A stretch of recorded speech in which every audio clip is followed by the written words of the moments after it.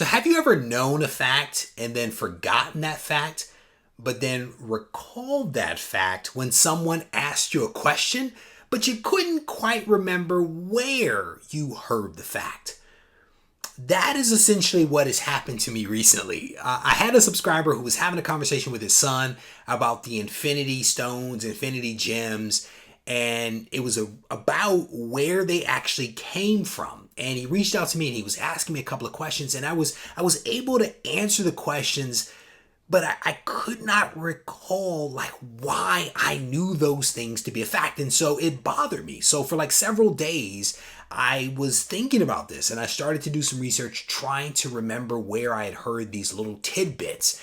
And in the process of doing that research, I identified a couple of cool books that I honestly don't think that people really know a whole lot about. And these books are only a couple of bucks, but I think that they're cool books. And I actually picked them up because I didn't have them in the collection. And again, I think that they're cool books. So if you're curious what is in this very damaged, padded envelope, stay tuned for the video.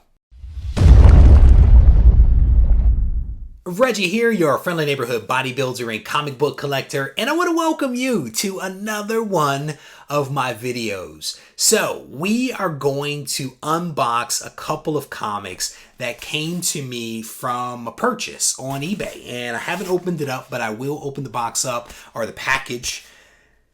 It's pretty damaged. We're going to open it up and then we're going to talk about what is inside. And as I mentioned in the intro, this purchase was actually prompted by a subscriber who reached out to me with a couple of questions about the Infinity Stones. And for some reason or another, I was able to recall some details of where the Infinity Stones may have come from, some kind of, little known history and tidbit about it. And it's one of those things that, you're exposed to so much information, you take some of it in, but you're not always able to readily recall all of the details when somebody brings it up.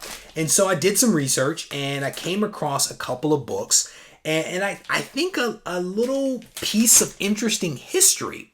And I want to talk a little bit about it now. And there may be some of you out there that know this history better than I. So I definitely encourage you to put the comments in the comment section if I get anything wrong, or if I gloss over some details and you have some actual facts. But at some point in time, just like what's happening right now with Marvel and DC kind of teaming up to do some joint activities, at one point Marvel actually teamed up with Malibu Comics. And I think Malibu is actually out of business right now, but I could be wrong about that, to be honest with you. But at some point, Marvel teamed up with Malibu Comics to basically do a crossover event. And this crossover event actually involved the Infinity Stones and a little unknown history of the Infinity Stones is that there is actually a seventh gem. And there was this idea presented that the Infinity Stones were actually a sentient being, right? And it's actually pretty interesting, but to be completely honest, it is an awful story. It is an awful, awful story to read. I've read it and I've tried to get into it, and the struggle is real. The struggle is real with this book, but I will give you a little bit of a quick overview.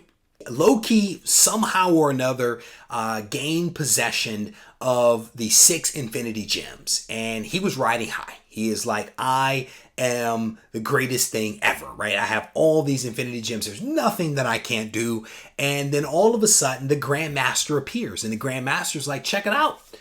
I want to play a game with you. And I think you're going to be interested in playing this game. And he's like, what you're going to be playing for is basically the 7th gem, the 7th Infinity Stone. And of course, Loki did not know that this actually existed. And so Loki tried to extract the information from the Grand Master, but the Grand Master, who is a cosmic entity, was able to resist. And Loki reluctantly agreed to basically enter a contest. And if you know anything about the Grand Master, he's always like, yo, let's have a contest. Best person wins, right? And so he basically took for his team the Avengers, and Loki took for his team I think it's called the Ultra Force. I had to reference it because I could not remember it. He took for his team, Loki did, the Ultra Force. And basically what happened is the Grandmaster's Avengers squared off against Loki's Ultra Force, and they basically battled it out. And fast forwarding, it turns out that the stones basically come together, and it becomes an entity. It becomes an actual being that is not a very good being. And so, again, I don't want to give it all away because I actually do want you guys to check it out. If you are interested, you can actually find this story potentially online. I don't know if you're going to be able to find the digital copies of the book to actually read. I don't think, but it may be out there if you look. The books are not hard to find. They are actually super cheap. I think I paid just a couple of bucks for these. But without any further ado, I actually want to show you this. And I think the way that this worked is that one of the books I think was kind of released from Marvel, and the other was kind of released from Malibu, which is why the titles kind of flip. So this is Avengers versus Ultra Force. And I can't remember when this book was published, but had to be, my guess is the late 90s. The artwork, it's tough. It's a number one, but $3.95 back in the 90s. But the artwork and the story are rough. And then this is the one that I think was actually released by Malibu. This is Ultra Force versus the Avengers. And this is also a number one.